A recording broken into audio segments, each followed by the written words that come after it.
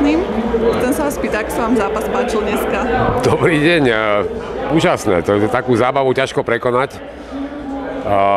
Je to také prekvapujúce, udalosť bola obrovská, to obrovská česť tu byť a práve som hovoril jednému pánovi, že trikrát malo LA All-Star zápas, to bol môj úplne prvý, keď som bol rookie, po prvom roku 81. Som tu hral, potom pred nejakými 18 rokmi tu ako legendy sme hrali práve s týmito hollywoodskými hviezdami a ten Cuba Gooding Jr. práve hral so mnou, teraz mi to pripomenul aj ten Tim Robbins, čo bol Shawshank Redemption a veľa týchto, teraz je tu veľa mladších samozrejme a tak zase sa to obohatilo.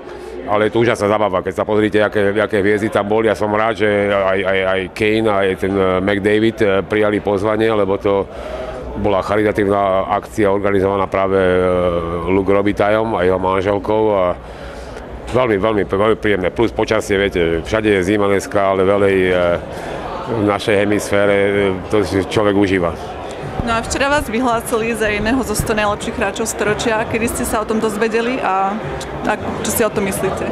Tak už teraz to môžem povedať. Kráčal som ulicami Bratislavy, bolo asi 11:30 pred polnocou a dostal som telefonovať, že komisár Batman, ktorý sa mal rozprávať, že či príjmem jeho telefón. A hovorím, absolútne.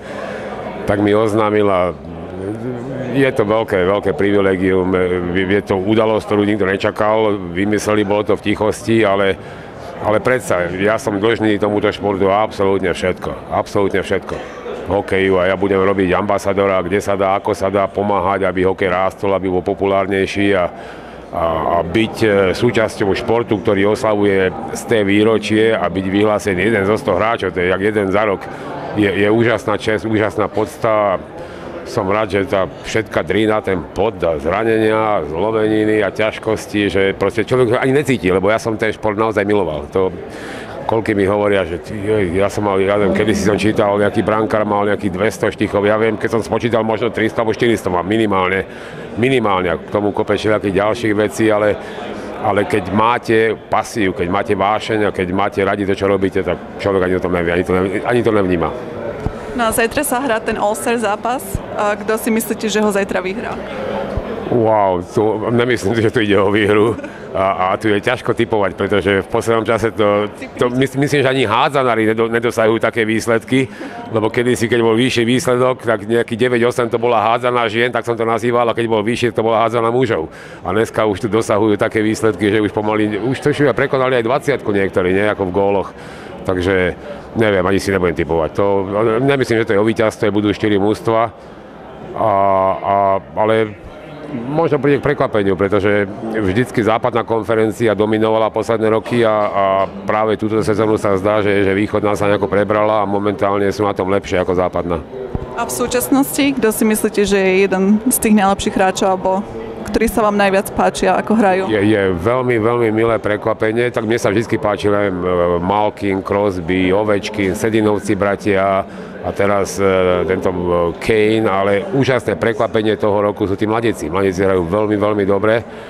Aj ten Matthews a ten McDavid, je to jeho druhá sezóna, ale v lani bol dosť veľa zranený. A je to úžasné obohatenie športu, ligy a preto som bol veľmi rád, že prišiel jeden z nich aj tu podporiť túto charitatívnu akciu a zahral si aj so starými 60-tníkmi a niektorými hollywoodskými hviezdami. Liga sa rozvíja a som rád, že môj syn Palko tiež darí sa mu, aj keď by sa mohlo trochu viacej, ale práve veľmi dobre, čo sa týka výkonu a výsledkov, ale niekedy tie výsledky, keď s troškou šťastia, mohli byť o mnoho iné, ale verím, že tieto veci, keď sa raz dajú dohromady a tá pravdepodobnosť sa vyrovná, tak záver sezóny by mohol byť dobrý a myslím, že to každý klub chce sa nejako dobre načasovať, aby ten záver sezóny a potom vstúpil do play-off s tým momentum, s tou proste nejakou výhodou, kde mužstvo hraje absolútne v pohode a vtedy aj tie výsledky sa ľahšie robia. A tipnete si, že kto vyhrá Stanley Cup tento rok? Ja musím tipovať St. Louis Blues, aj keď budú potrebovať naozaj veľkú zmenu, pretože toho roku brankári absolútne zlyhali. Tak ako v lani a predtým boli dobrí, A bude záležať. Každý víťaz, kto chce vyhrať, musí mať dobrý goaltending, lebo tá vyrovnanosť je úžasná. Ale opäť, keď človek typuje Chicago, ja úžasne mám rád Joel Canvilla, on kedysi, keď som bol v organizácii, trénoval St. Louis Blues, neskôr bol môjim prvým trénerom môjho syna v Denveri, v Avalanche, prvé 2 roky. A teraz v Chicagu už vyhral 3 Stanley Cupy a takíto ľudia by si to určite zaslúžili a taký starý známy, jak Pittsburgh, proste mužstvo tak nabité, ako oni majú, je neustále kandidátom, ale čo sa stáva za posledné roky, a keď ste si všimli, tak víťazí všelijaké od Karolíny cez Anaheim a cez Los Angeles dvakrát už vyhrali. Hovorím, ide o to, komu zachytajú brankári dobre a kto sa dostane do tej hokejovej pohody práve v tom najvhodnejšom čase. No a spomínali ste aj mladíkov. Čo si myslíte o slovenskom hokeji, hlavne o mládeži? Čo sa tam deje? Ako to, že nemáme viacej slovenských hokejistov v NHL? Už nám tí starší odchádzajú a neprichádza veľa nových. Tak viete, hovorí sa, že hokej je obrazom spoločnosti a našu spoločnosť proste ruinuje komunisticko-eštebácka mafia. To je organizovaný zločin na všetkých úrovniach. A mne je to špatne. Proste ja som tam žil, aj žijem tam a mestská absolútne kontrolujú všetko a bez nejakej ostychy si dovolujú, rozkradajú naďalej.